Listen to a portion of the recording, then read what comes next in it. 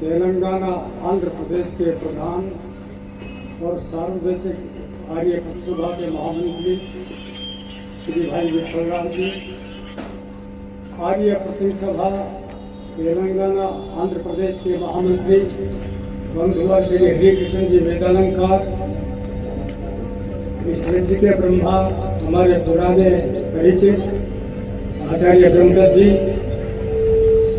और अब सबके नाम तो कैसे दें क्योंकि 5 मिनट का समय है। अगर सबके नाम लेना प्रारंभ किया तो उसी में समाप्त हो जाएगा और मुल्ला जी की दाढ़ी तभी जो में चली जाएगी। तो खैर, अभी आपको बहुत सुंदर विचार आचार्य वसुंधरा जी के द्वारा सुनने को मिले। आगे भी आप बहुत महत्वपूर्ण विचार सुनेंगे। मैं लगभग 40 साल पहले यहाँ इस एरिया में ACL के जो कंपनी है, इसमें एक परिवार में किसी के द्वारा आया था, और किसी के द्वारा क्या, सारी बंदा के श्री बाबूराव जी थे। बाबूराव जी यहाँ पर कार्य करते थे, तो उन्होंने कोई कार्यक्रम रखा था, वो मुझे लेकर के आया था। तो उसके साथ आज आया हूँ, और जैसा कि आपने बताया कि इन्होंने सतत प्रयास करके यहाँ आर्य समाज की स्थापना की। और आर्य समाज की स्थापना क्यों की, ये तो आप सुने हैं, सुन चुके हैं और आगे सुनेंगे। महर्षि स्वामी दयानंद जी महाराज जिस समय बम्बई में थे और बम्बई में उनके प्रवचन चल रहे थे, तो उनके प्रवचन को सुनने के लिए जो अनेक प्रकार के लोग आते थे, संभ्रात व्यक्ति आते थे, तो उनके मन के अंदर इच्छा पैदा हुई कि महर्षि स्वामी दयानंद जी महाराज जिन वैदिक सिद्धांतों का प्रचार और प्रसार कर रहे हैं, ये प्रचार और प्रसार आबाद गति से चलती रहे, किसी प्रकार का व्यवधान या किसी प्रकार की रुकावट इस कार्यक्रम में न आए, प्रचार में न आए पाए। इसलिए उन्होंने विचार किया कि इन मंतव्यों का, वैदिक मंतव्यों का, सिद्धांतों का प्रचार और प्रसार करने के लिए एक ऐसे संगठन की स्थापना करनी चाहिए कि जिसके माध्यम से महर्षि के जाने के पश्चात भी और हमेशा हमेशा के लिए उन वैदिक सिद्धांतों का प्रचार और प्रसार होता रहे। इसलिए इस प्रकार के एक संगठन की स्थापना करनी चाहिए। ये पवित्र संकल्प लेकर के, निश्चय करके उन्होंने महर्षि दयानंद जी के सामने प्रस्ताव रखा कि स्वामी जी महाराज, हमारी हार्दिक अभिलाषा है कि जिन वैदिक मान्यताओं का, वैदिक सिद्धांतों का, जो परमात्मा की पवित्र वाणी वेद है, जो सर्वोच्च है, जिसका प्रचार और प्रसार सारे भूमंडल में आप करना चाहते हैं, उस प्रचार और प्रसार को करने के लिए हमारा विचार है कि एक इस प्रकार के संगठन की स्थापना कर लेनी चाहिए।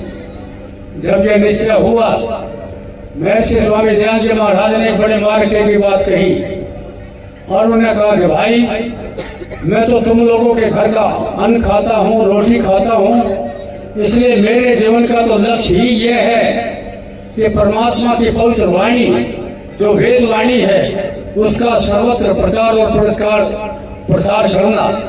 इसलिए उसी उद्देश्य के लिए मैं अपने जीवन को लगा रहा हूँ, और मैं तो पूर्ण जीवन उसी के लिए है, उसी में लगाऊंगा।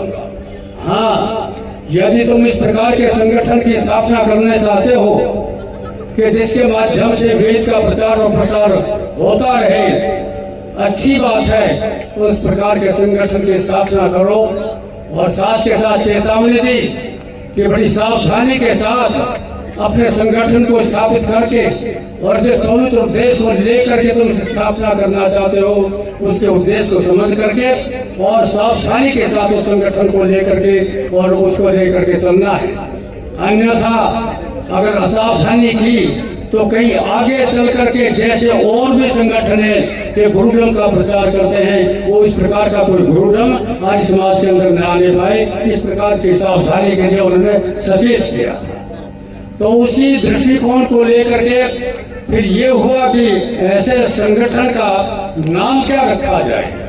तो स्वामी जी ने सुझाव दिया कि जिस प्रकार के जैसे सिद्धांतों का, वैदिक सिद्धांतों का प्रचार और प्रसार हम करना चाहते हैं भूमंडल के अंदर, उस संगठन का नाम होना चाहिए आर्य समाज।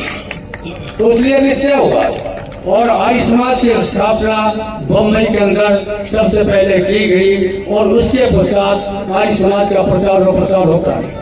आर्य समाज के प्रचार और प्रसार को फैलाने के लिए देश देशांतर में सब जगह ये आपके सामने पूरा इतिहास है, सब जानते हैं कि कितने प्रकार की कठिनाइयाँ, कितने प्रकार के व्यवधान, कितने प्रकार के संकटों का मुकाबला करना पड़ा, लेकिन उन संकटों को, उन बाधाओं को, उन कष्टों को सहन करते हुए उन लोगों ने अपने जीवन की परवाह नहीं की और आर्य समाज का प्रचार और प्रसार अबाध गति से चलते रहे।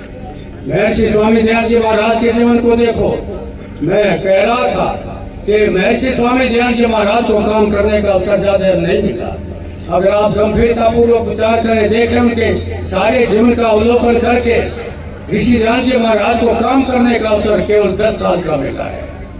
20 साल हुए थे उनको, जिस समय गुरु गिरिजानंद जी वहां से पढ़ करके आए तो उनको केवल 20 साल का जीवन मिला। आगे फिर तो आगे चल करके 20 साल के बाद तो उनको जीवन लीला को 59 साल की अवस्था में समाप्त कर दिया गया। आप देखेंगे कि उन 20 साल की अवधि में भी 10 साल उनको अपनी कार्य प्रणाली के निश्चित करने में लग जाते हैं।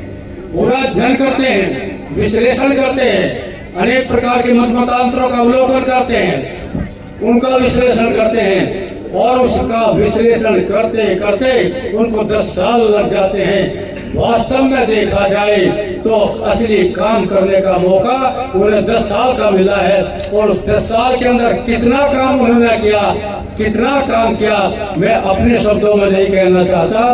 आर्य समाज के महान विद्वान हुए पंडित युधिष्ठिर जी मीमांसक, पंडित युधिष्ठिर जी मीमांसक ने आर्य समाज के महर्षि दयानंद के ग्रंथों का इतिहास लिखा है कि महर्षि दयानंद ने इतना काम करते हैं, योग साधना भी करते थे, व्याख्यान भी देते थे, प्रवचन भी करते थे, शंका समाधान भी करते थे, ये सब कुछ करते हुए लिखने का काम भी कितना किया है, हिसाब लगा करके देखा जाए तो 20,000 पुलिस के बैठते हैं, इतना काम उन्होंने किया। तो इसलिए एक नहीं अनेक बातें आपने, और जैसा मैंने कहा, कौन से ऐसे व्यवधान, कौन सी ऐसी कठिनाइयाँ, कौन से ऐसे संकट के काम उनके सामने नहीं आए, सबको पार करते हुए चले गए। वफा की राह में क्या क्या रंजो गम गुजरे, वफा की राह में क्या क्या रंजो गम गुजरे, जिधर से कोई न गुजरा उधर से हम गुजरे। उन सारे संकटों और आपत्तियों को पार करते हुए इसी चले। उस उनका आगे चल कर क्यों नहीं आए, चाहे स्वामी श्रद्धानंद जी थे, पंडित लेखराम जी थे, जितने भी उस समय उस नेता और विद्वान थे, अपने जीवन की परवाह न करते हुए उस लगाए हुए पौधों को अपना रक्त देख करके सींचते चले गए। उसी का परिणाम है आर्य समाज का विस्तार हुआ और कम से कम 22 देशों के अंदर आर्य समाज का विस्तार है। लेकिन उस काम को हमें रुकने नहीं देना है। ये मेरी बहनें बैठी हुई सामने, मैं इनके लिए भी कहना चाहता हूँ। मैं अक्सर जब हर साल अमेरिका में जाता हूँ, अभी 17 नवंबर को आया था, 4 मई को फिर जा रहा हूँ, तो परिवारों के अंदर जो मेरा कार्यक्रम चलता है, वहाँ पर जो अपनी महिलाएं आती हैं, मैं उनसे पूछता हूँ, मैंने कहा आपको पता है आप जो यहाँ भारत से आकर यहाँ तक पहुँचे हैं और अच्छी पोस्ट पर काम कर रही हैं, ये किसकी कृपा से है? तुम्हें पता है किसकी कृपा से है? मैंने कहा जिसकी कृपा से, जिसके कारण से तुम यहाँ पर पहुँचे हैं, ये तुम्हारे दरवाजे खुले पढ़ने लिखने के, उसका तुम्हें कुछ पता नहीं है। और जिन लोगों ने तुम्हारे दरवाजे बंद किए हुए थे, उन्हीं की जाकर के पूजा करते। तो इसलिए बहनों और भाइयों, हमें गंभीरतापूर्वक इस पर चिंतन करना चाहिए, विचार करना चाहिए और आर्य समाज के जो मंतव्य और सिद्धांत हैं उनमें गहराई में जाना चाहिए, ऋषिकृत ग्रंथों को पढ़ना चाहिए, तभी हमें पता लगेगा। इसीलिए इस उद्देश्य की पूर्ति के लिए आर्य समाज की स्थापना की और उसी कड़ी में यहाँ के स्नातकों ने मिलकर के यहाँ इसी एरिया के अंदर आर्य समाज की स्थापना की। परमपिता परमात्मा से प्रार्थना है आप वो शक्ति, वो हिम्मत, वो धैर्य प्रदान करें कि निरंतर ऋषि मिशन को आगे बढ़ाने के लिए सतत प्रयास करते हैं। इतना कह करके अपनी चर्चा समाप्त करें।